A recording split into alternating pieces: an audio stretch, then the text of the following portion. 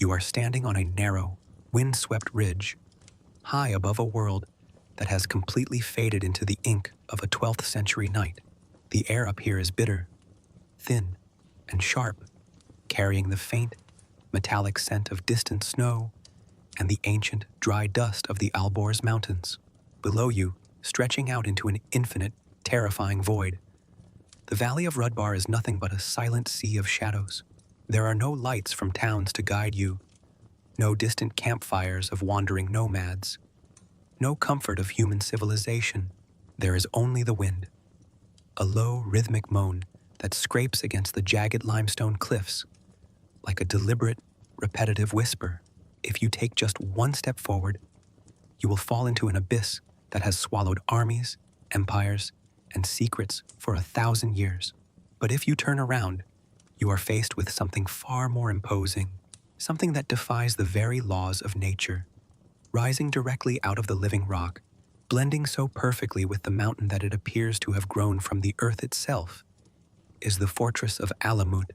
To the rest of the medieval world, this place is known as the Eagle's Nest, a terrifying myth whispered in the gilded courts of Baghdad, Cairo, and Isfahan.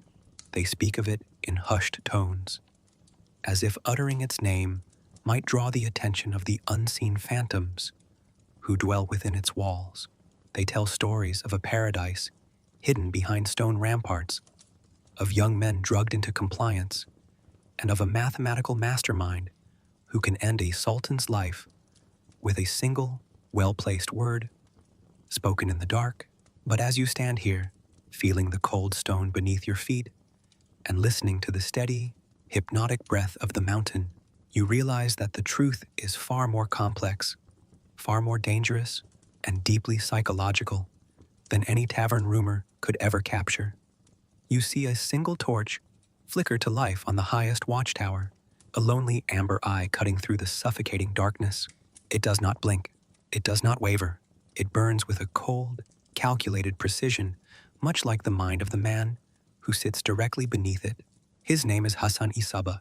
He does not wear the crown of a king, nor does he command vast legions of armored cavalry. He does not need them.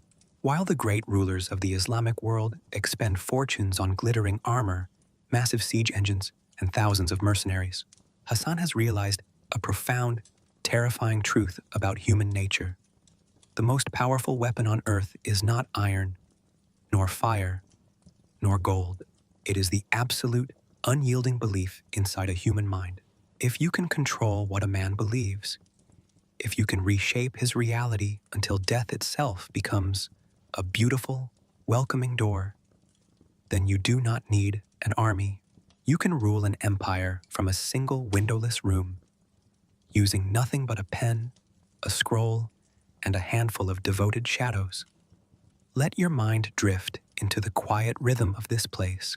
Forget the modern world, with its relentless noise and flashing lights. Slip into the slow, deliberate pace of the medieval night. Here, time is measured not by seconds, but by the slow burning of oil lamps and the gradual shifting of the stars across the Persian sky. In this space, the boundaries between reality and myth begin to blur. For centuries, the Western world would know these people as the assassins, a word twisted by Marco Polo and Crusader chronicles into a tale of madness, murder, and intoxication. But the men who live on this rock do not call themselves assassins. They call themselves the Fedayeen, the faithful, the self-sacrificing ones. They are the ultimate expression of a singular, brilliant, and terrifying psychological experiment. Consider the sheer weight of what it means to be absolutely certain. In a world full of chaos, shifting alliances, and fragile mortal kings, Hassan-i Sabbah offered his followers something that money could never buy: absolute clarity. He created a sanctuary where the grand, terrifying questions of existence were answered with total, uncompromising authority. To his disciples, he was not a tyrant. He was the lighthouse in a raging, spiritual storm. To understand how a single scholar, a man of books and geometry, managed to seize this mountain without spilling a single drop of blood, You must first understand the intense vulnerability of the human soul during this era.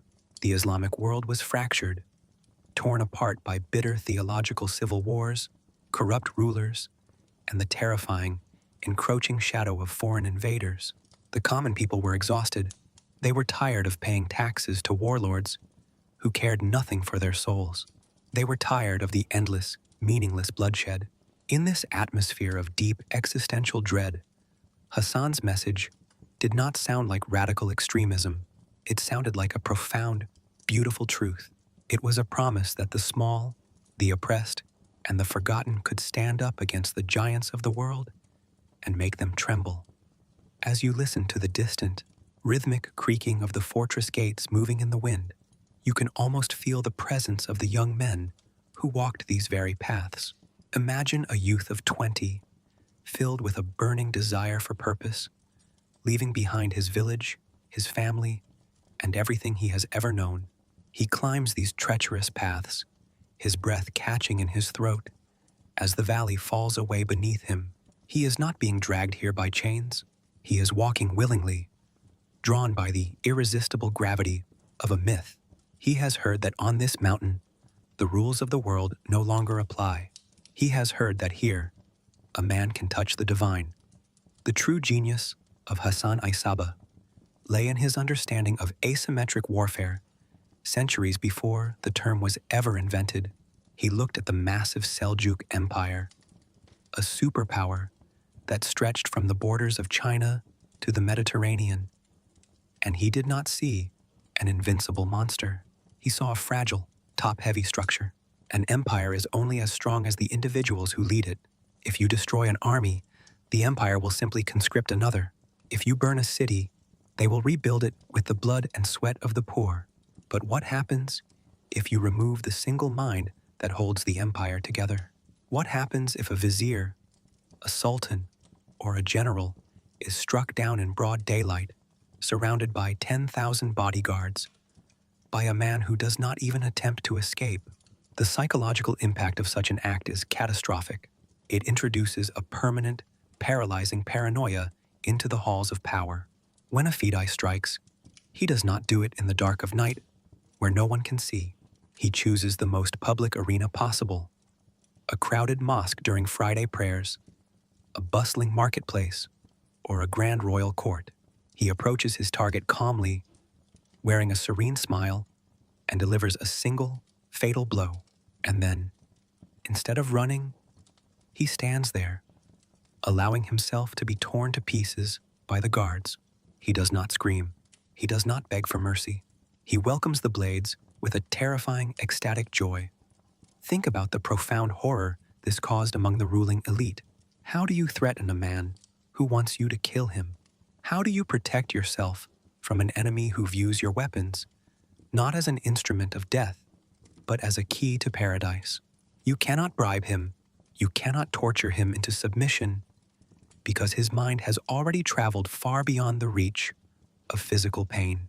The Seljuk sultans realized, with a growing sense of helplessness, that their walls, their guards, and their vast armies were completely useless against the invisible, silent threads woven by the old man of the mountain. But let us step away from the blood-stained daggers for a moment. Let us look past the sensationalized legends that have cluttered history books for generations. To truly understand Alamut, we must look at the silence that surrounds it. We must look at the library that Hassan built within these walls, a legendary collection of texts on astronomy, mathematics, medicine, philosophy, and alchemy. This was not just a training camp for killers. It was an intellectual fortress, a university of the occult and the scientific. Perched on the roof of the world, Hassan spent decades here, never leaving his small stone quarters, studying the stars, and calculating the trajectories of human history. You can hear the soft, rhythmic scratching of a reed pen against parchment echoing from a high window. It is a comforting, steady sound, completely detached from the violence of the world below. It reminds you that Hassan-i Sabbah was, first and foremost, a scholar. He was a man who deeply understood that knowledge is the ultimate form of currency. By creating a space where the intellect was cultivated alongside absolute spiritual devotion, he created an ecosystem that was entirely self-sustaining. The men who lived here were not mindless zealots.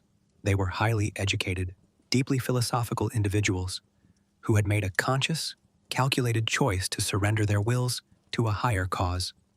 This brings us to the profound, lingering question that sits at the heart of the Alamut myth. Where does the boundary lie between a visionary leader and a master manipulator? Was Hassan a true believer, a prophet who sought to protect his people from a corrupt world, or was he an apex predator of the human psyche, using the deepest desires and fears of his followers to construct a throne of absolute, untouchable power? As the cold mountain wind continues to brush against your face, the line between these two truths begins to dissolve, leaving behind a haunting, beautiful complexity. Take a deep, slow breath of the crisp mountain air.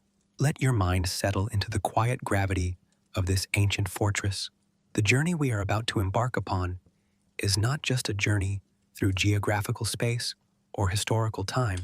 It is a descent into the deepest, darkest corridors of human psychology. It is an exploration of how an isolated community, surrounded by enemies on all sides, managed to hold the entire medieval world hostage using nothing but the power of an idea. As the watchtower torch continues to burn silently against the vast Persian night, the mountain seems to whisper its secrets directly to you. The world below may sleep in ignorance, believing that history is made only by kings and vast armies. But up here, in the quiet, terrifying majesty of Alamut, you know the truth. You know that the shadows are moving, that the daggers are being sharpened, and that the modern world is still haunted by the echoes of the man who ruled from the mountaintops. You are walking through the narrow, sun-baked clay alleyways of Qom, a city deeply rooted in the ancient, dust-laden heart of Persia. The year is 1050, and the air here smells radically different from the crisp, clean winds of the Alborz Mountains. Here, the atmosphere is heavy with the scent of burning ambergris, sun-dried bricks, and the sour, sharp tang of ink drying on parchment. The sun is a relentless, blinding eye overhead, baking the flat roofs of the mud-brick houses and casting deep, violet shadows across the dusty streets. In this city of scholars, theologians, and intense spiritual debates, a young boy named Hassan is learning to see the world not as a collection of physical objects, but as a vast, complex tapestry of hidden meanings and divine codes. You watch him as a child, sitting cross-legged on a woven wool rug in the corner of a dimly lit madrasa. His eyes, dark and unnaturally focused, are fixed on a heavy Arabic manuscript, while other children run through the streets playing games. Hassan finds his solace in the quiet, rhythmic scratching of reed pens and the heavy, intoxicating scent of ancient, leather-bound books. He is not merely reading, he is devouring knowledge with a desperate, almost agonizing hunger. His father, a strict scholar of the Orthodox faith, watches him with a mixture of pride and quiet apprehension. There is an intensity in the boy's gaze that is unsettling, a fierce, unyielding desire to find absolute truth in a world that is inherently fragile and uncertain. If you look closely at the formative years of any individual who managed to bend history to their will, you will find a moment of profound, shattering disillusionment. For Hassan, that moment did not come from a physical wound or a sudden tragedy. It came from the quiet, agonizing realization that the authorities he was taught to revere did not possess the answers he so desperately craved.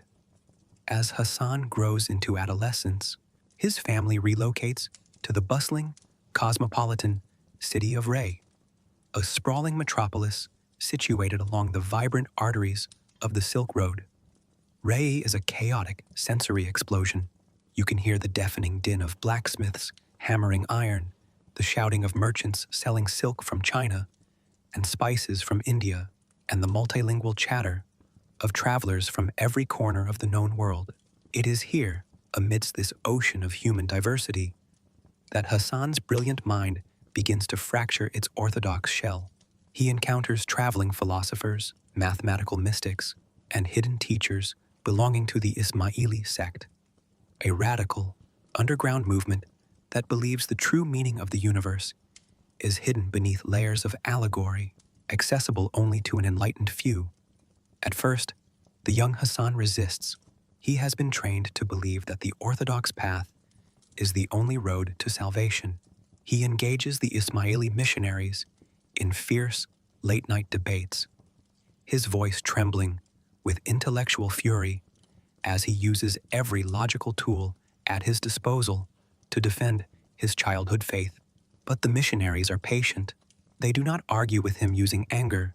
They use his own weapon, flawless, geometric logic, against him.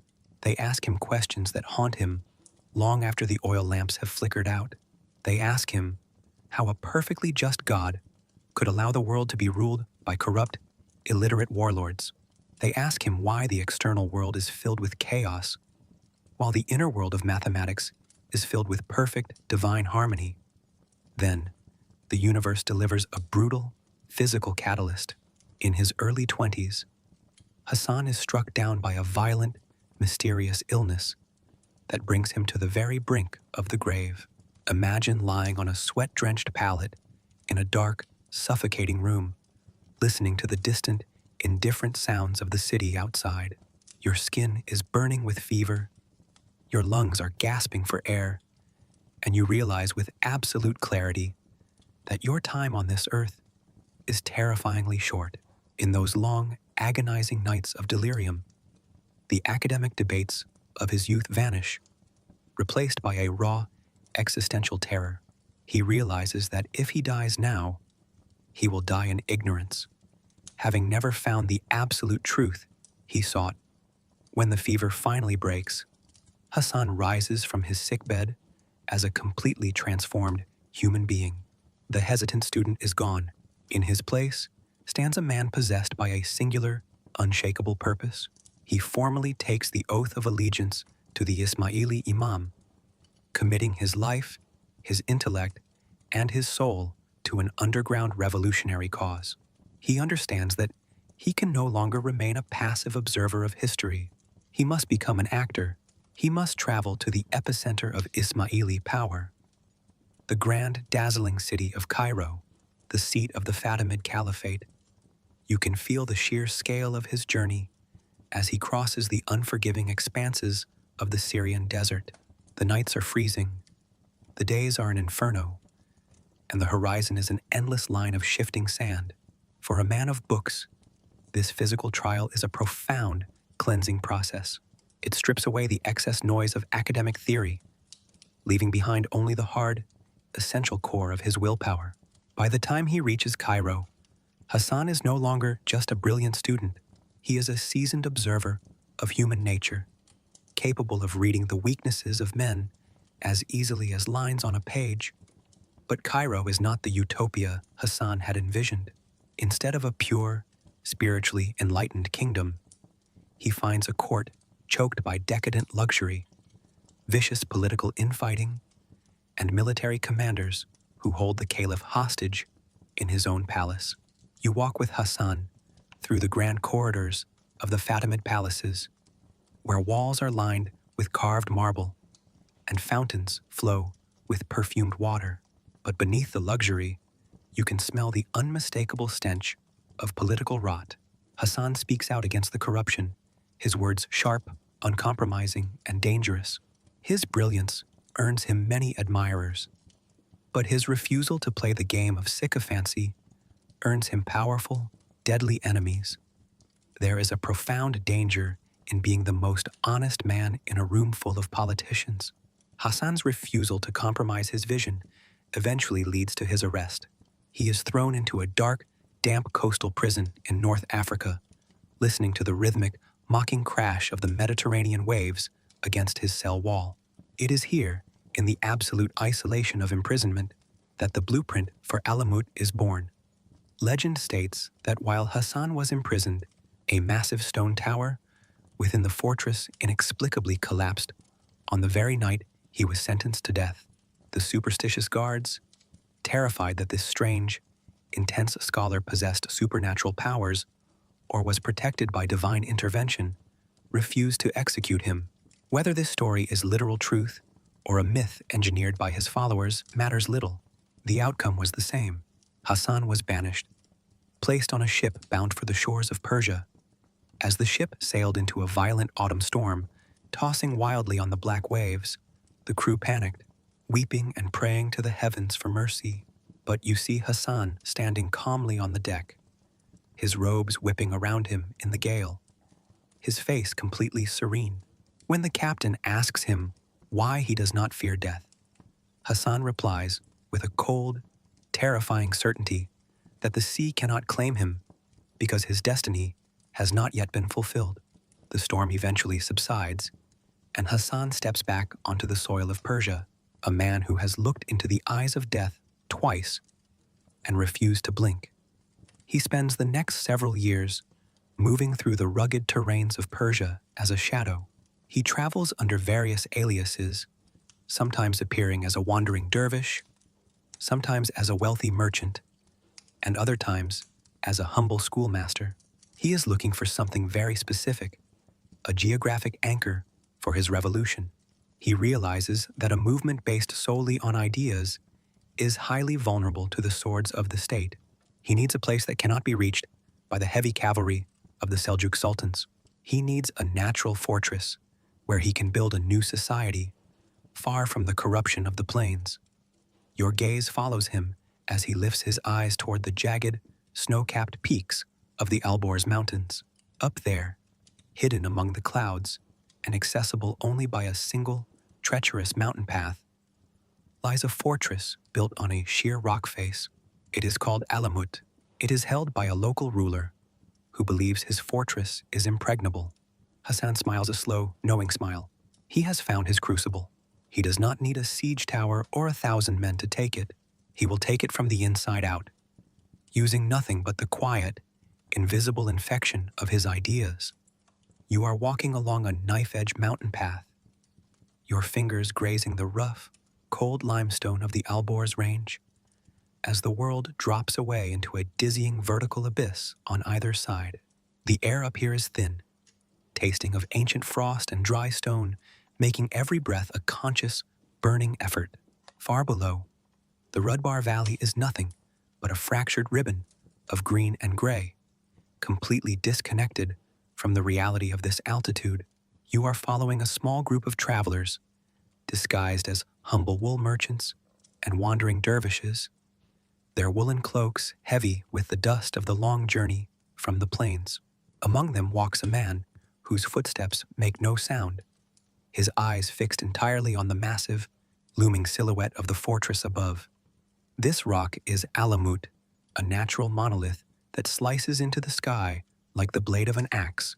The local governor, a man named Mahdi, who holds his commission from the Seljuk Sultan, sits inside his stone hall, confident in his absolute security.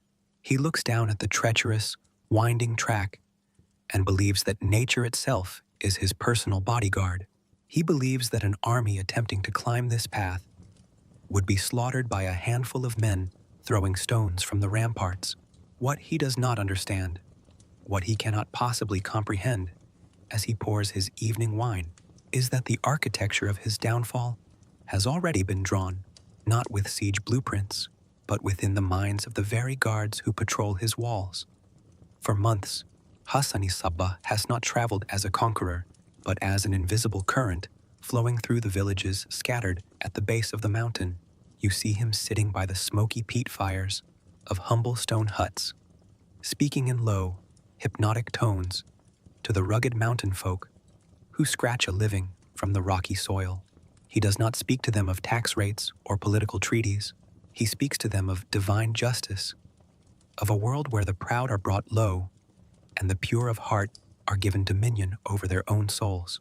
His voice is a steady, soothing rhythm in the dark, matching the crackle of the embers, drawing these isolated people into a shared, sacred secret. One by one, the servants, the laborers, and the soldiers who climb the mountain every day to garrison the fortress begin to look to Hassan as their true master. The infiltration is a masterpiece of psychological patience. You observe the daily routine of the fortress continuing exactly as it always has. The watchmen call out to each other at midnight. The cooks light the fires at dawn, and the governor counts his gold coins in the afternoon. But the invisible landscape has shifted entirely. The guard standing at the main gate, holding a Seljuk spear, has already taken the secret oath of the Ismaili faith. The servant who carries the governor's silver platter is an initiate into Hassan's hidden order. The fortress is no longer an outpost of the Sultan. It is a hollow shell, waiting for the architect to step inside and claim the space. On a crisp autumn morning in the year 1090, Hassan-i Sabbah walks through the iron-reinforced gates of Alamut. He does not wear armor. He carries no sword. He is dressed in the simple, unadorned robes of a traveling scholar, holding nothing but a single leather satchel containing his books and astronomical charts. When Governor Mahdi is informed that a strange teacher has established himself inside the lower quarters of the castle, he orders the man to be brought before him. The confrontation in the great stone hall is silent, tense, and utterly devoid of traditional theatricality. Mahdi demands to know by whose authority this stranger dares to preach within his walls. Hassan does not flinch, nor does he raise his voice. He looks directly into the eyes of the governor and calmly explains that the fortress no longer belongs to the Seljuk crown.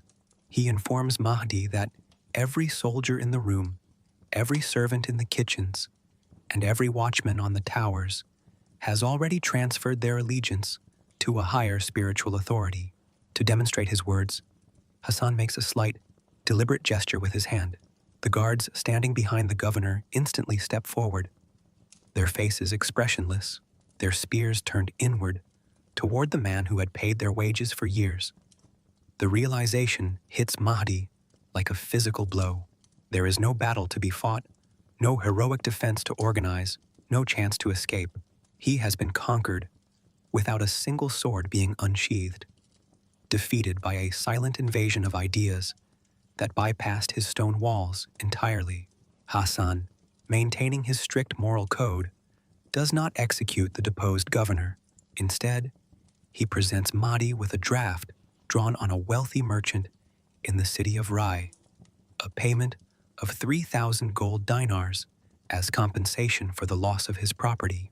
It is a calculated move of supreme psychological dominance. Hassan is not a common bandit stealing a castle. He is a sovereign power purchasing his capital.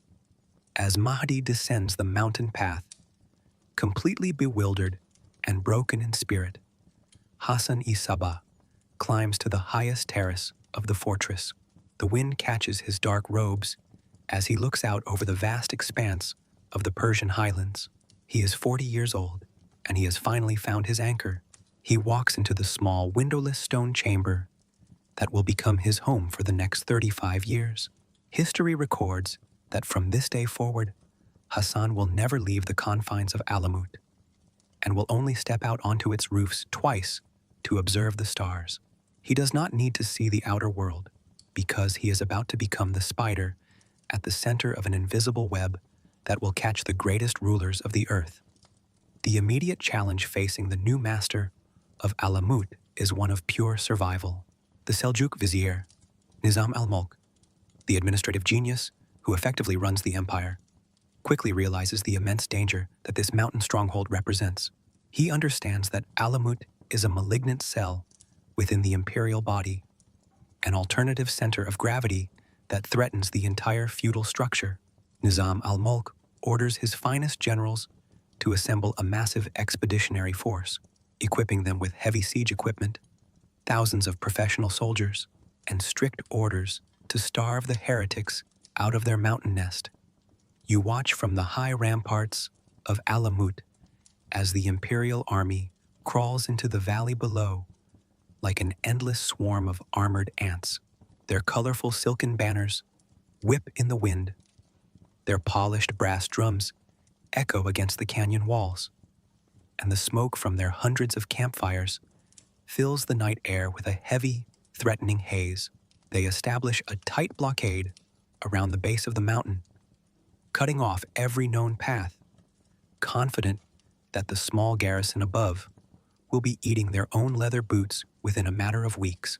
They believe that time is on their side, that the harsh winter storms will do the heavy lifting for them. But Hassan has spent his first months in the fortress engineering an entirely self-sustaining ecosystem. He has transformed the vertical cliffs into intricate, stepped agricultural terraces that catch the morning sun. He has carved massive, subterranean cisterns directly into the belly of the mountain, lining them with a secret recipe of hydraulic mortar that keeps water fresh for years. He has calculated the exact grain consumption of every man, woman, and child inside the walls down to the single ounce. While the Seljuk soldiers freeze in their tents in the valley below, struggling to maintain their supply lines through snow-clogged passes, the people of Alamut sit comfortably by their hearths, their storehouses bursting with wheat, dried fruits, and honey. The first military siege of Alamut ends in absolute humiliation for the empire. The mountain warriors, choosing their moments with lethal precision, launch sudden, silent night raids down the sheer cliffs, slipping through the imperial lines like ghosts to burn siege engines and slaughter commanders in their sleep. The Seljuk army, broken by the climate, the terrain, and the psychological terror of an enemy they can never see coming, eventually breaks camp and retreats into the plains, leaving behind their equipment and their dead. It is during this period of intense isolation that Hassan refines his ultimate doctrine. He recognizes that he cannot fight a conventional war against an empire that can field 100,000 soldiers. He must formalize his strategy of asymmetric terror. He selects a small cadre of young men from among his followers, individuals who possess exceptional physical stamina, sharp intelligence, and an innate capacity for absolute discipline. These are the chosen ones, the men who will be trained to carry the weight of Hassan's political will into the courts of his enemies. The training of a Fedayeen is a meticulous, all-consuming process of psychological reconstruction. They are taught to speak multiple languages fluently, to adopt the court manners of noblemen, the humility of wandering monks, or the technical vocabulary of merchants. They are taught the art of disguise, learning how to blend into any environment so perfectly that they become entirely invisible to those around them.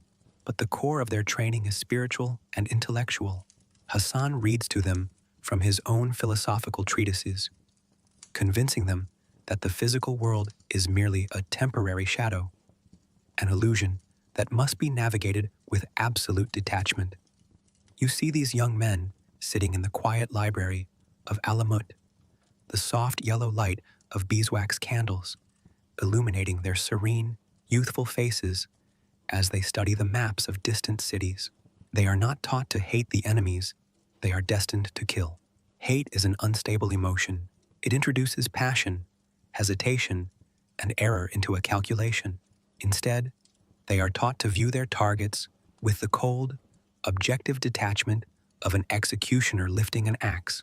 They are the instruments of a divine mathematical equation designed to restore balance to a world corrupted by tyrannical power. As the chapter of his ascent draws to a close, Hassan-i Sabbah sits at his wooden desk, the reed pen scratching steadily against a fresh roll of parchment.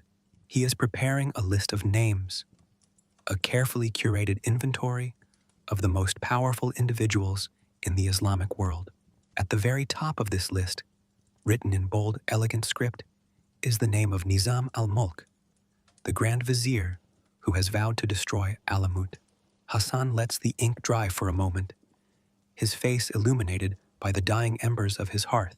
He knows that by striking this one name, he will change the course of human history forever and ensure that the shadow of Alamut will stretch across the world For centuries to come, you are sitting in the absolute, velvety silence of a stone room that has not heard the sound of a human voice in over 3 weeks. The only illumination comes from a single, slender beeswax candle, its pale flame standing perfectly upright, completely undisturbed by the shifting mountain gales outside. The walls are smooth, gray limestone blocks, meticulously fitted together without mortar, absorbing the cold and the dark like a sponge. Across the room sits an old man, his silver beard flowing over a simple coarse wool tunic. He does not move. His hands are resting flat on a thick sheet of polished rag paper, his eyes fixed on a complex astronomical map that tracks the cyclical movements of Mars and Saturn. This is Hassan-i Sabbah, at the absolute peak of his earthly power, a ruler who has vanished so deeply into his own myth that he has become more of an omnipresent force than a living man. For over 20 years, you have not left this small cluster of rooms on the highest crag of Alamut. Outside these heavy oak doors, empires have risen and crumbled like sandcastles in the tide. Sultans have been crowned in Isfahan, celebrated with golden trumpets and massive military parades, only to die of sudden, mysterious agonies in their silk-curtained beds a few months later. Viziers have signed decrees ordering the total annihilation of the Ismaili heresy, only to find a pristine, curved dagger pinned to their pillows the very next morning, accompanied by a small note written in a beautiful, scholarly hand. Do not trouble yourself with our destruction. We are closer than your own shadow. From this windowless sanctuary, you have reduced the grand theater of medieval geopolitics to a predictable, mathematical game of chess. The world outside believes you are a sorcerer who commands legions of jinn, a demon who can pluck souls from bodies across vast deserts. They tell stories of your paradise garden, whispering that you drug young men with green paste and carry them into a valley of flowing honey and beautiful maidens to buy their compliance. You look down at the simple bowl of boiled lentils and the cup of cold well water sitting on the edge of your desk, and you smile a thin, dry smile. There is no garden. There is no green drug. The truth is far more terrifying to the kings of the earth. You have simply educated these young men. You have cleansed their minds of the chaotic, conflicting desires of the flesh, until they see the world exactly as you see it, a temporary proving ground, where the only true reality is absolute obedience to the divine intellect. You listen to the rhythmic, distant pacing of the guard outside your door. His name is Yusuf. He is 19 years old, his body lean and hard from a lifetime of climbing the vertical terraces of the fortress. He has spent the last 3 years studying geometry, Arabic grammar, and the hidden allegories of the holy texts under your personal disciples. He does not look at you with fear. He looks at you with a profound, radiant devotion that borders on the ecstatic. If you were to look up from your desk right now and calmly say, "Yusuf, walk to the edge of the north rampart and step into the wind," he would not hesitate for a fraction of a second. He would salute you with a serene smile, walk out onto the cold stone, and surrender his body to the gravity of the canyon.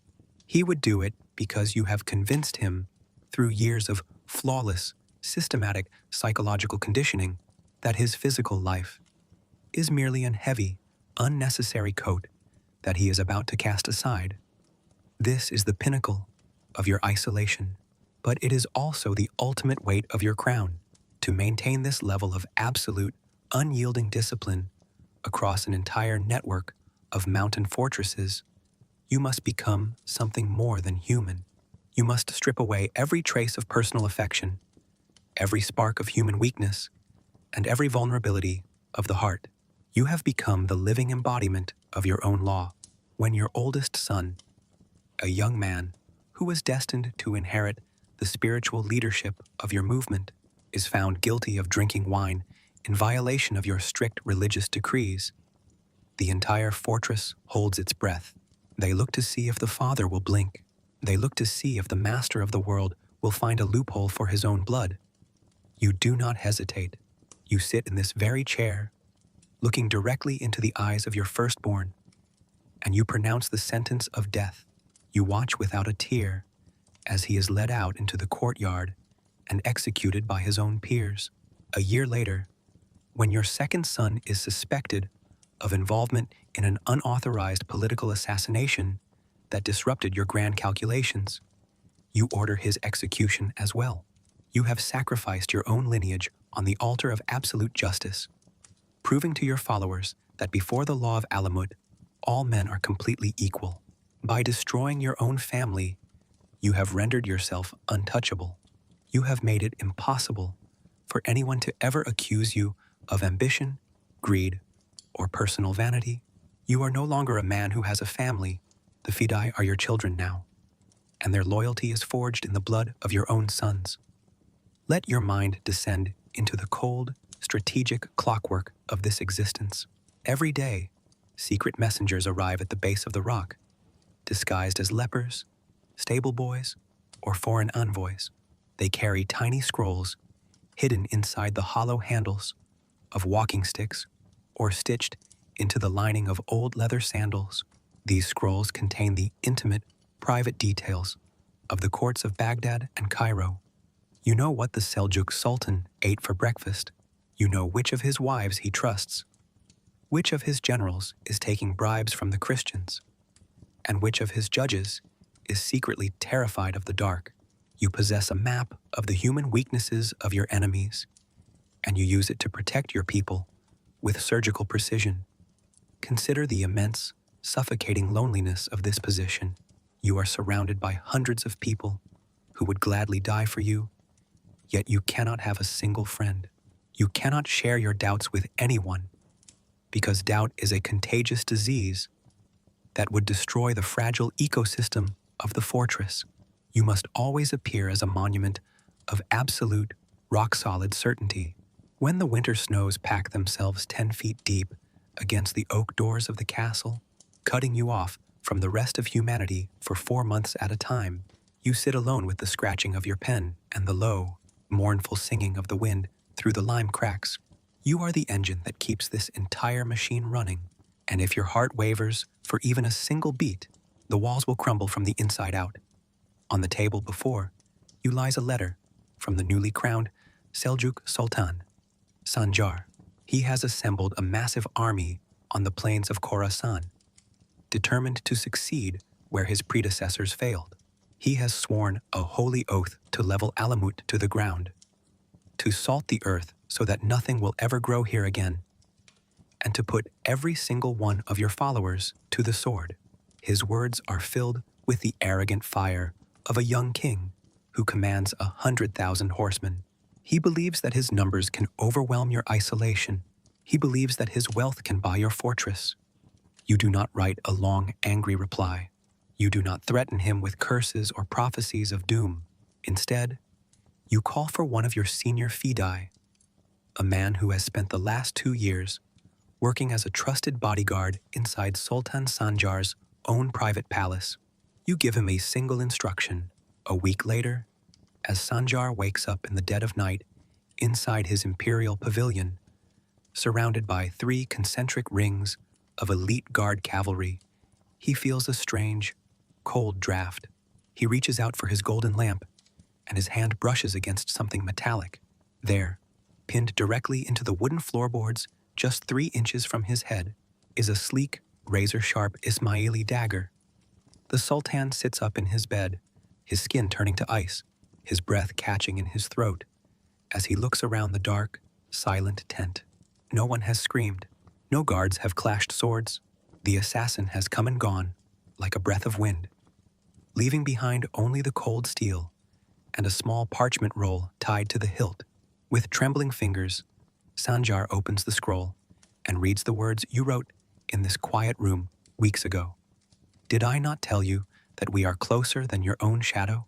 If I did not wish well toward the Sultan, the dagger that was struck into the hard floor would have been plunged into his soft breast. The psychological victory is absolute. The next morning, Sultan Sanjar calls a secret council of his highest generals. His face is pale, his eyes bloodshot, and his voice shakes with an unshakable terror. He orders the entire imperial army to halt its march. He sends a quiet embassy to Alamut, carrying magnificent gifts of silk, incense, and gold, offering a permanent truce. He agrees to recognize your sovereignty over the mountains, to exempt your lands from all imperial taxes, and to leave your followers in peace. You receive his envoys on the lower terrace, your face hidden behind a dark wool veil, accepting their submission with the cold, indifferent grace of an immortal. You return to your room, closing the heavy wooden door behind you, shutting out the cheers of your victorious people. The candle has burned down to a small, pooling mound of white wax, its flame flickering weakly as it struggles for life. You sit back down at your desk, taking up a fresh reed pen. You do not celebrate. You do not allow pride to stain the pristine geometry of your mind.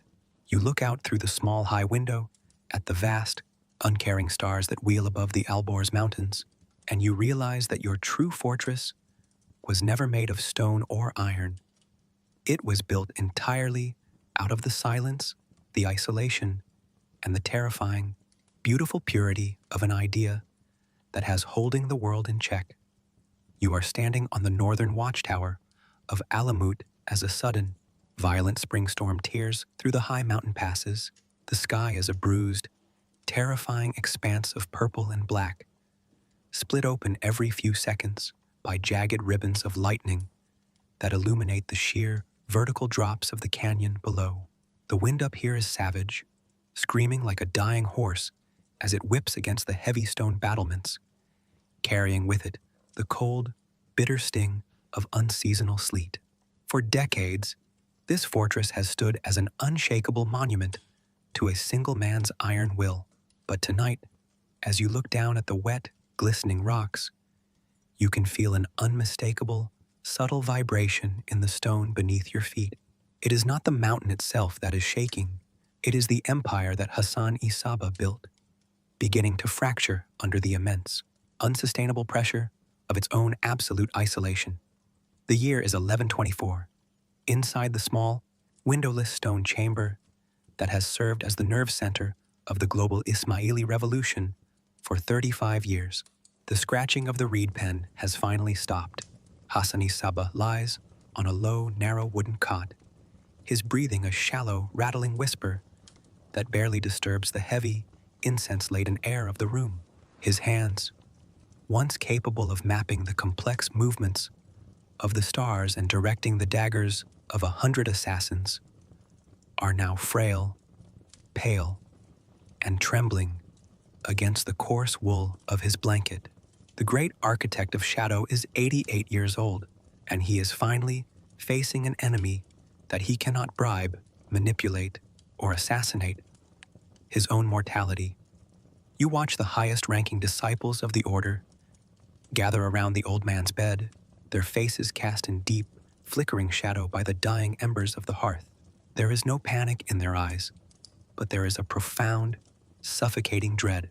For more than a generation, they have not had to think for themselves. They have not had to choose a direction, balance a budget, or decide who should live and who should die. Hassan was their mind. He was the absolute axis upon which their entire reality rotated.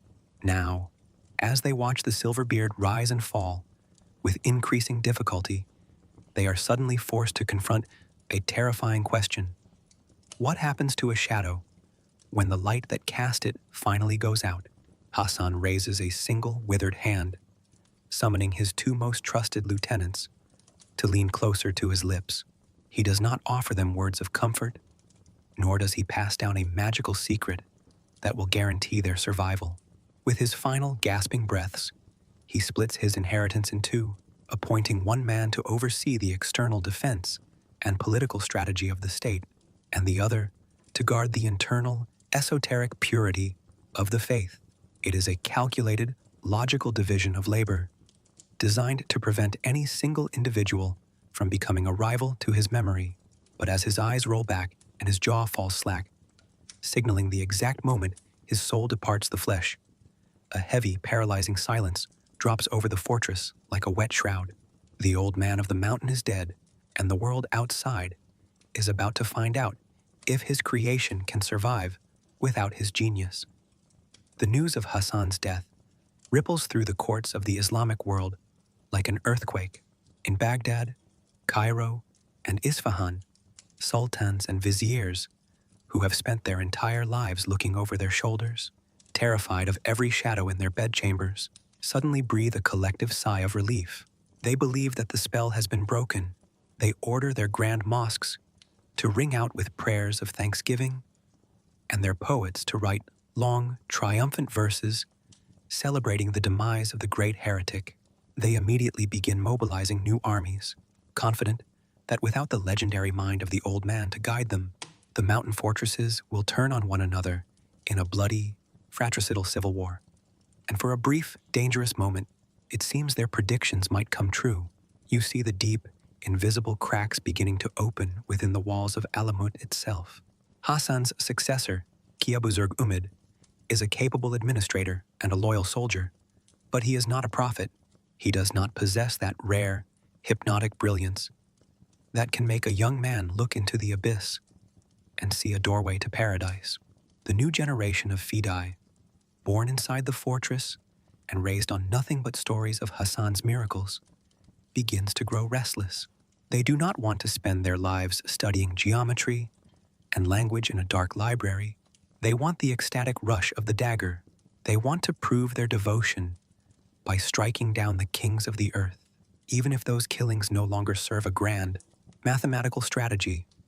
The nature of the warfare begins to shift, losing its surgical, psychological precision and degenerating into a brutal, messy cycle of regional violence.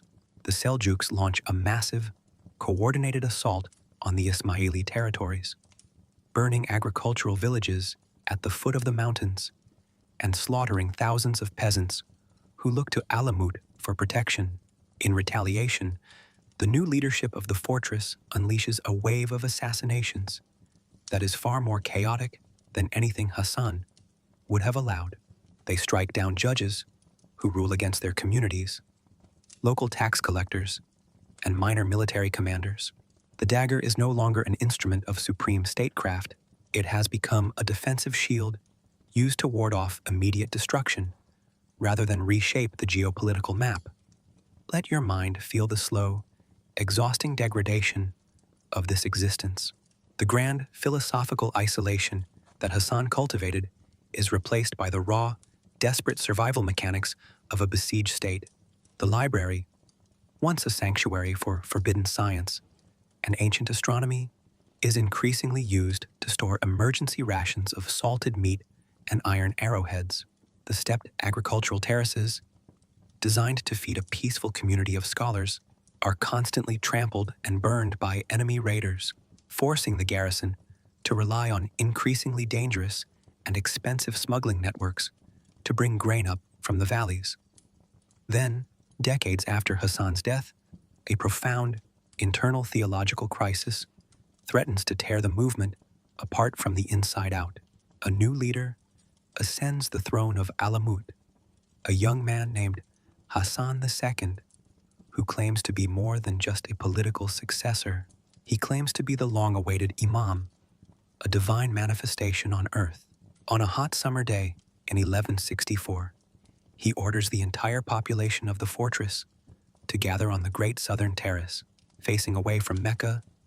He declares that the external laws of Islam, the daily prayers, the fasting of Ramadan, the prohibition of wine, are officially abolished.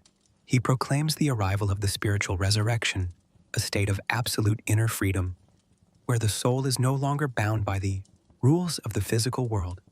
Imagine the absolute shock and confusion that ripples through the crowd of veterans and scholars standing on that terrace.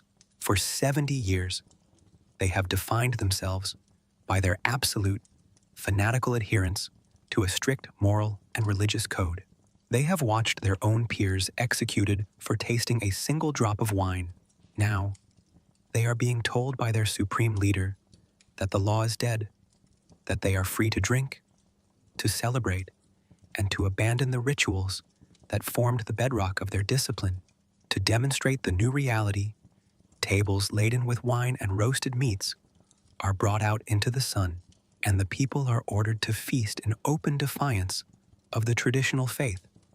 This radical shift shatters the structural integrity of the movement. While many embrace the new doctrine with a wild, lawless enthusiasm, the older, more conservative elements within the fortresses view it as an act of unforgivable apostasy. They see the legacy of Hassan-i Sabbah being desecrated by a young, arrogant ruler who has mistaken isolation for divinity. Internal rebellions break out across the network of mountain strongholds. In the dark corridors of distant castles, Ismailis begin turning their daggers on one another, fighting bitter, theological battles over the meaning of the resurrection.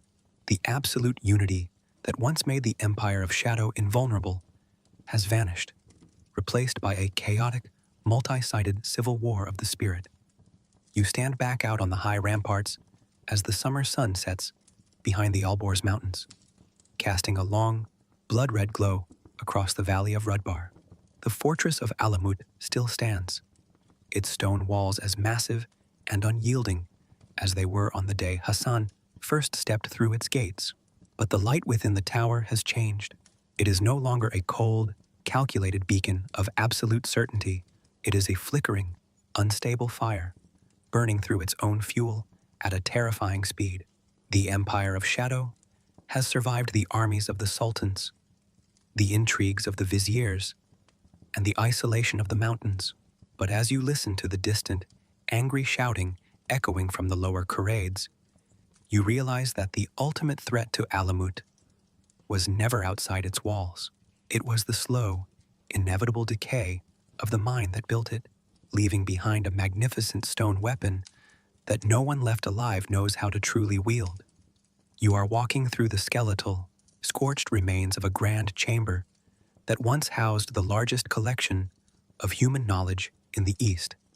The air is thick with a suffocating, greasy smoke that clings to your throat, smelling deeply of burnt animal fat, ancient leather bindings, and the bitter ash of thousands of handwritten scrolls. Beneath your boots, the floor is littered with a black, crunching carpet of charred history, astronomical charts that took generations to calculate, secret treatises on medicine and geometry, and the private journals of a man who once held the world in check with a word. A few steps away, through a gaping breach in the shattered limestone wall, you can see the horizon filled not with the stars, but with the terrifying, endless sea of felt tents belonging to the Mongol army. The year is 1256. The unstoppable juggernaut of Hulagu Khan, the grandson of Genghis Khan, has slammed into the Persian highlands like an iron mallet. They did not come to negotiate, nor did they care about the psychological terror of the dagger. When the Mongol engines began hurling massive blocks of stone and jars of burning naphtha against the walls of Alamut, the current master of the fortress, a weak and terrified youth named Rukn al-Din, realized that the ancient spell had completely run out of power. He descended the mountain path in chains, surrendering the eagle's nest without a real fight, hoping to buy his own miserable life with the liquidation of his grandfather's empire. You watch as the Mongol soldiers move through the quiet libraries and laboratory rooms like an unthinking, destructive force of nature. They do not look at the books with curiosity. They use the priceless leather covers to repair their horse tack and throw the delicate, handwritten pages into great bonfires to warm their hands in the freezing mountain night.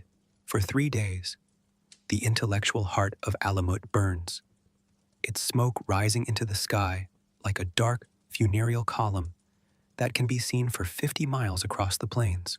As the flames consume the last remaining copies of Hassan-i Sabbah's autobiography, the historical reality of the man begins to dissolve, leaving behind only the wild, distorted legends that will be written by his bitterest enemies. With the physical fortress reduced to a blackened, hollow shell, the story of the assassins leaves the realm of geography and enters the far more complex landscape of global myth. You see a Venetian merchant named Marco Polo sitting in a dim, humid prison cell in Genoa decades later, dictating his travels to a romantic novelist. He has never been to the Alborz Mountains, and he never met a member of the order, but he has heard the campfire stories, whispered by Silk Road traders. He weaves a dazzling, Orientalist fantasy of a secret valley filled with exotic fruits, fountains of wine, and beautiful women, where an old man uses a green potion called hashish to turn young men into mindless, robotic murderers. This single fabricated narrative spreads through Western Europe like wildfire. The complex, highly educated, and philosophically disciplined Fedayeen are reduced in the Western imagination to a collection of brainwashed fanatics, giving birth to the very word assassin, a linguistic corruption based on a fundamental misunderstanding of their culture and faith. The real history of asymmetric statecraft, advanced mathematics, and strategic survival is completely buried beneath a mountain of sensationalized pulp literature.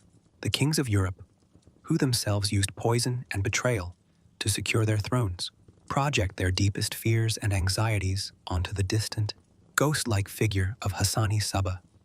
But if you look past the distorted chronicles of the Crusaders and the biased accounts of court historians, you can see the true, undeniable echoes of Alamut shaping the modern world in ways that are deeply unsettling. Let your mind trace the invisible threads that run from this mountain fortress straight into the heart of modern asymmetric warfare, intelligence agencies, and psychological operations. Hassan-i Sabbah was the first executive in human history to realize that a small, highly organized, and completely dedicated minority could neutralize the massive material advantage of a global superpower by targeting its psychological vulnerabilities. Consider the structural design of the modern deep state and covert intelligence cells. The architecture of the Ismaili network, based on autonomous cells that operate independently of one another, communicating through coded messages, utilizing deep cultural infiltration, and maintaining absolute operational security, is the exact blueprint used by modern espionage agencies. When a modern intelligence officer adopts a false identity, embeds themselves for years within a foreign court or corporation, and waits for a single signal from a distant, unseen director to strike, they are walking the exact path that Hassan laid out for his Fedayeen nearly 1,000 years ago. The concept of deterrence, which forms the very foundation of modern global security, was perfected on this rock, long before nations built nuclear arsenals to guarantee their survival through the threat of mutual destruction. Hassan built a human deterrent system. He did not need to occupy the territory of his enemies. He merely needed them to know that any attempt to destroy his community would result in the immediate, unavoidable death of their leadership class. The dagger pinned to the Sultan's pillow was the medieval equivalent of a satellite tracking system, a silent, chilling demonstration that geography, walls, and armies offers zero protection against an enemy who can reach out and touch you at any moment. You look down from the ruined watchtower at the modern tourists who occasionally climb these steep, crumbling stone steps, their digital cameras clicking as they guide themselves through the rubble. They see nothing but an ancient ruin, an interesting historical footnote from a forgotten era. They do not realize that the very psychological landscape of the world they inhabit was engineered right here. They do not see that the techniques of modern information control, the creation of synthetic political narratives, and the systematic cultivation of absolute ideological devotion are all descendants of the silent revolution that took place inside Hassan's windowless room. As the twilight deepens over the valley of Rudbar, the shadows of the mountains stretch out across the earth like long, dark fingers. The physical empire of the Ismailis is gone. Their castles are tourist attractions, and their books have been turned to ash. But the myth remains entirely unbroken. It lives on in our literature, our cinema, and our deep-seated collective paranoia about the unseen forces that rule our lives from the shadows. The old man of the mountain may have died in his bed a millennium ago, but his understanding of the human mind has never been more alive. The modern world remains trapped inside the grand, psychological labyrinth that Hassan-i Sabbah built, still jumping at the sudden draft in the bedchamber, still terrified of the shadow that moves just beyond the edge of the light. You are standing on the absolute highest point of the world, on the cold, weathered summit of the Alamut rock, as the final hour of the night prepares to dissolve into the first pale, hesitant promise of dawn. The savage storms of the past have entirely spent their fury, leaving behind a vast, crystalline silence that stretches across the entire Persian highland like an infinite, protective shroud. The air up here is perfectly still now, ice cold, clean, and incredibly deep, carrying no scent of blood or ash or the frantic, short-lived anxieties of human empires. Far below your feet, the valleys and the distant plains of Rudbar are still completely drowned in a thick, silent ocean of midnight blue mist. Up here, you are closer to the stars than to the earth, suspended in a timeless, floating space where the grand, turbulent history of the world feels no more significant than the falling of a single leaf in an autumn forest. Look up at the ancient sky, where the constellations have tracked the rise and fall of countless civilizations without a single blink of their silver eyes. The great constellation of Orion is slowly, deliberately tilting toward the western horizon, its bright points of light burning with the exact same cold, indifferent precision that they did when Hassan-i Sabbah first looked up at them from his dark, unadorned terrace. For nearly a century, this single block of stone was the absolute center of global fear and fascination, a cosmic axis around which the fates of kings, sultans, caliphs, and empires revolved. But tonight, as you listen to the profound, rhythmic emptiness of the mountain night, you realize a beautiful, liberating truth. The noise of history always ends in silence. The great wars, the complex political conspiracies, the sharp daggers, and the absolute certainties of men are eventually swallowed up by the immense, comforting gravity of time. Let your breathing slow down, matching the deep, ancient rhythm of the mountain itself. Feel the heavy, solid limestone beneath you, a rock that has stood for millions of years before human feet ever climbed its hidden paths, and which will stand for millions of years after the names of Hassan, the Seljuks, and the Mongols have been entirely forgotten by the world. The intense psychological tension that has sustained this narrative, the creeping paranoia of the grand courts, the absolute terrifying devotion of the Fedayeen, the brilliant, calculated strategy of the old man is beginning to release its grip on your mind. In this quiet hour, the boundaries between the past and the present begin to soften and fade away, leaving behind only a sense of profound philosophical rest. Think of the old man, Hassan, in his final moments inside that small, stone room before he closed his eyes forever. He did not leave behind a monument of glittering gold or a sprawling territorial empire that would require endless bloodshed to maintain.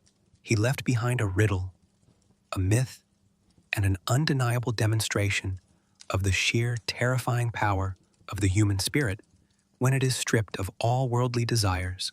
But as his final breath left his body, all the heavy calculations, the secret maps, and the burdens of his absolute isolation vanished like smoke into the crisp mountain air. He returned to the silence from which he came, proving that even the most formidable minds must eventually surrender their armor and find their peace. The deep valley below is beginning to stir with a very faint indigo mist, a soft, undulating blanket of cloud that gently cradles the base of the rock, isolating you completely from the worries, the tasks, and the noise of the waking world. You do not need to solve the mysteries of history tonight. You do not need to decide who was right, who was wrong, or where the line between a prophet and a master manipulator truly lies. Those questions belong to the daylight, to the crowded schoolrooms, and the busy streets of the plains. Up here, in the sanctuary of the midnight hour, knowledge is no longer a weapon to be wielded. It is a quiet pool of water, reflecting the eternal, silent movements of the heavens. Allow your mind to drift entirely away from the fortresses, the daggers, and the heavy stone walls that once defined the kingdom of shadow. Let the images of the ancient East slowly dissolve into a warm, gentle shadow. You are no longer a traveler standing on a dangerous ridge in the 12th century. You are a listener, resting securely in your own time, completely safe, completely protected by the immense distance of the centuries. The shadows of Alamut are not enemies waiting in the dark. They are merely the comforting, soft curtains of the past, closing gently around the grand theater of history to signal that the play is finally over. As the silver stars begin to blink out one by one, surrendering their places to the deep, restful quiet of the approaching dawn, a profound sense of ease settles over your chest. The journey through the labyrinth of human psychology, through the heights of power and the depths of isolation, has brought you back to the most fundamental truth of all, that every great story, no matter how wild or terrifying, eventually seeks the comfort of the dark. The old man of the mountain has stepped back into the shadows. The daggers have been returned to their sheaths. The library is silent, and the gates of the eagle's nest are locked for eternity. Trust the quiet. Trust the heavy, rhythmic breathing of the earth. Let yourself sink down, deeper and deeper, into the soft, unyielding peace of the mountain night, and surrender your spirit to the safe, beautiful certainty of the final slumber. You can feel the weight of your own thoughts beginning to lighten, lifting from your shoulders like the morning mist rising off the Albor's peaks. There is no longer any need to analyze the strategies of asymmetric warfare or to ponder the geopolitical fractures of medieval Persia, the ambitions of the Seljuk viziers, the fears of the Grand Caliphs, and the unrelenting march of the Mongol hordes have all passed into the realm of echoes. They are nothing more than waves that crashed against this rock long ago, leaving behind a smooth, silent surface. The stone remembers nothing of the blood that was spilled, or the empires that were broken. It only remembers the wind, the rain, and the slow, cyclical passage of the nights. Imagine the absolute stillness that enveloped the library of Alamut in the hours after the candles were extinguished. For decades, those rooms were filled with the intense, burning energy of human intellect, men seeking to unlock the secrets of the cosmos, to map the trajectories of the planets, and to decipher the hidden codes of existence. But when the books were closed and the scholars retired to their simple cells, the silence that returned to those halls was immense and total. It was a creative silence, a space where the mind could rest from its labors and simply exist without purpose or direction. That same silence is opening up within you now, a wide, peaceful valley where no thoughts are required and no problems need to be solved.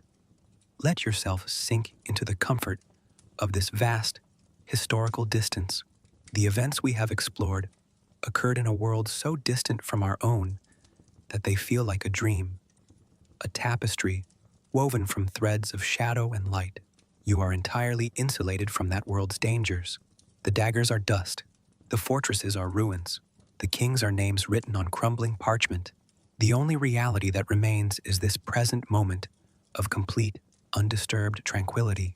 The air around you feels soft, warm, and heavy, wrapping you in a cocoon of safety that no external force can penetrate.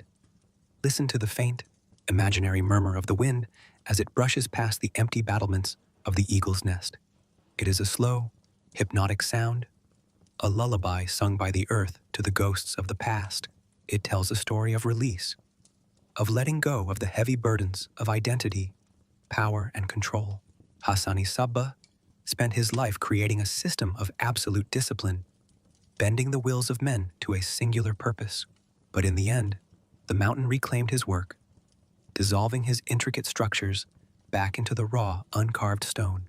It is a reminder that the greatest power lies not in holding on, but in letting go, in surrendering to the natural, quiet flow of the universe. Your mind is like a vessel that has been filled to the brim with the rich, heavy wine of history, and now it is time to pour it out, to let the liquid clear away until nothing remains but the clean, empty space within. The names of the figures we encountered, Hassan, Nizam, Sanjar, Rukn al-Din, are fading into the background of your consciousness, becoming distant, indistinct whispers that no longer demand your attention. They are leaving you alone with the silence, a trusted friend who has waited for you at the end of this long journey through the centuries. Feel the deep relaxation spreading through your body, starting from the tips of your toes and moving slowly upward through your legs, your torso, and into your shoulders. Every muscle is releasing its tension, giving up its hold on the waking world, sinking heavily into whatever surface supports you. You are becoming as solid and at peace as the foundations of Alamut itself, rooted in a deep, unshakable tranquility that is entirely unaffected by the storms of the outer world. The frantic pace of modern life, with its endless demands and constant noise, has completely vanished, replaced by the slow, majestic, and silent passage of the medieval night. There is a profound comfort in realizing that history is a river that has already run its course.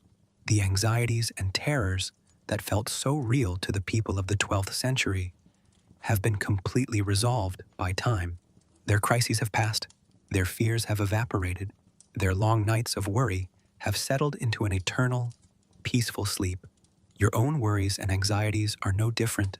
They are temporary ripples on the surface of a deep ocean, and they will eventually dissolve into the same vast, beautiful quiet that holds the ruins of Alamut.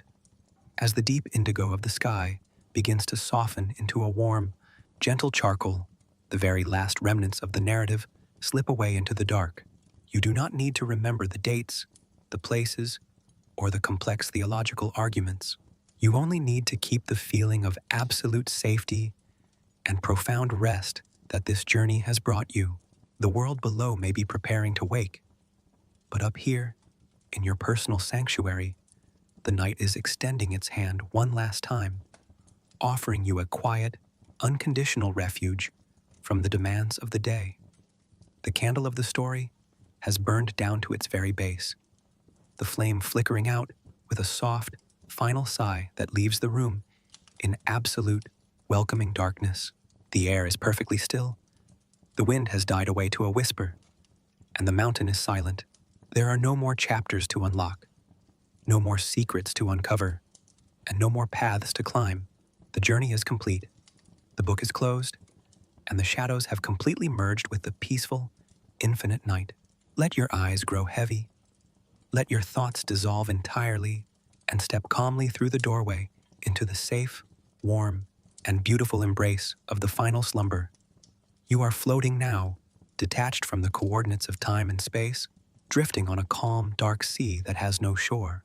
The memory of the high Alborz mountains, the sheer cliffs, and the stone towers of Alamut are nothing more than distant shapes fading on a receding horizon. They have served their purpose, guiding you away from the turbulent currents of your day and leading you to the edge of this quiet, limitless ocean of rest. The absolute stillness of this place is a gift, an invitation to lay down your mind's tools and simply exist in a state of pure, uncomplicated peace. Consider the immense relief of having no more words to listen to, no more stories to follow, and no more images to process. The narrative has done its work, slowing your pulse, deepening your breath, and drawing a soft, thick veil over the analytical faculties of your brain. You are entering a realm where language is no longer necessary, where thoughts are replaced by feelings of warmth, safety, and deep, heavy relaxation. The history of the world is settled, your own day is done, and the only task left before you is to allow yourself to sink completely into the dark. You can feel the heavy gravity of sleep pulling at you now, a gentle, irresistible force that welcomes you without judgment or expectation. It does not ask you to be productive. It does not ask you to be clever. And it does not ask you to remember anything we have spoken of tonight. It only asks you to surrender, to trust the natural mechanics of your body and the deep, restorative power of the dark. The fortress of your mind is lowering its gates, extinguishing its torches, and allowing the quiet night to take full possession of its halls. The old man of the mountain, Hassan-i Sabbah, spent 35 years inside a single stone room, finding absolute freedom within the ultimate restriction. You have found a similar freedom tonight, shutting out the endless, chaotic input of the modern world to discover a deep, immovable sanctuary within your own quiet consciousness. The stone walls of Alamut were merely a metaphor for the boundaries you can place around your own peace, protecting your inner world from the noise, the conflicts, and the demands of the plains below. That sanctuary is yours forever, a permanent fortress of quiet that you can return to whenever the world becomes too loud. As the very last words of this chronicle dissolve into the silence, they leave no echo behind, only a lingering sensation of profound, untouchable comfort. The air is warm, your bed is safe, and the night is long. There are no more questions to answer, no more names to record, and no more steps to take. The empire of shadow has faded into the ultimate light of a peaceful mind. Let go of the last thread of awareness. Let yourself glide out into the deep, dark spaces of your dreams and sink entirely into the beautiful, unconditional security of the final slumber. The mountain path has vanished completely now, swallowed up by a soft, impenetrable dark that leaves no trace of the world behind.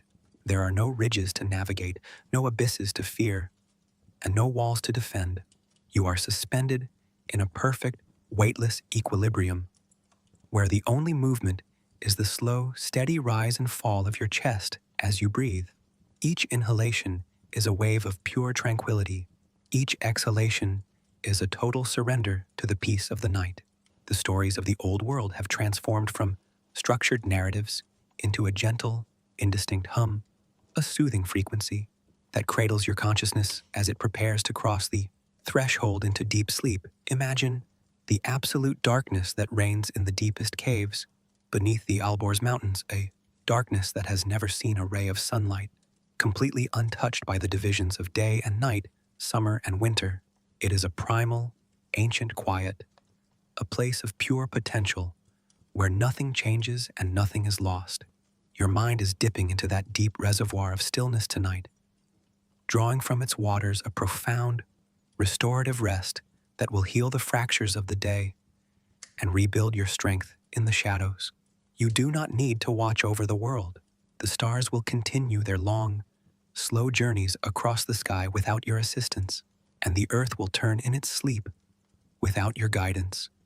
Let your thoughts become like old parchment scrolls that are being gently rolled up and placed away on the highest shelves of an abandoned library. You do not need to read them tonight. You do not need to worry about their contents or verify their accuracy. They are safe, they are quiet, and they are finished. The ink has dried, the authors have departed, and the room is left to the beautiful, undisturbed dust of the centuries. Feel the deep, comforting warmth that has settled over your eyes, a heavy, velvet weight that makes it impossible to hold on to the waking world any longer. Your eyelids are like the massive iron gates of Alamut, closing firmly against the outer world, shutting out the light, the movement, and the distractions of the day to protect the precious, sacred silence within. Behind those gates, your mind is free to wander through the vast, unstructured valleys of your dreams, where the rules of logic and time no longer apply, and where everything is soft, fluid, and peaceful. You are drifting deeper now, passing through the outer rings of awareness into the quiet, central courtyard of your consciousness. The noise of the world is a distant, unrecognizable murmur, like the sound of a river flowing miles away through a canyon at midnight. It cannot reach you here. It cannot disturb your rest or call you back to your duties. You are completely insulated, completely autonomous, a sovereign entity resting within the secure borders of your own peace. The legacy of Hassan-i Sabbah is not a history of violence, but a lesson in the absolute power of inner alignment, the realization that when the mind is perfectly still, the entire universe conforms to its silence. The final embers of the story have turned to a cold, pale ash that leaves no smoke or scent in the air. The room is perfectly dark, perfectly quiet, and perfectly safe. The journey through the ages has reached its natural, inevitable destination, leaving you exactly where you need to be, at the edge of an infinite, beautiful sleep. Do not hold on to the last words. Let them drift away like the final whispers of the wind over the ruins of the eagle's nest. Close the book, release the day, and sink down, deeper and deeper, into the warm, unconditional, and magnificent peace of the final slumber. The silence that fills your room now is the very same silence that returned to the peaks of Alamut after the last Mongol soldier marched away into the dust of the plains. It is a triumphant, enduring silence, a proof that after all the noise of empires, battles, and human ambitions has burned itself out, the earth always returns to its natural state of profound, undisturbed peace. You are a part of that peace tonight. You are not separate from the mountain, the stars, or the quiet night sky. You are a single, harmonious note in the grand, silent symphony of the universe. Let yourself go entirely. There is no longer any need to maintain the boundary between yourself and the quiet world around you. You are dissolving into the dark, becoming a shadow among shadows, a breath of wind moving through an empty forest, a star burning silently in the deep void of space. The burdens of your identity, your name, and your history are fading away, leaving behind only a pure, radiant sense of existence that is entirely at rest. The old man of the mountain has vanished into the myth. The Fedayeen have laid down their daggers, and the great rock of Alamut has settled into the long, dark winter of its memory. Trust the darkness. Trust the deep, heavy rhythm of your sleep. You are safe, you are warm, and the journey is done. Slide calmly into the infinite, beautiful embrace of the final slumber.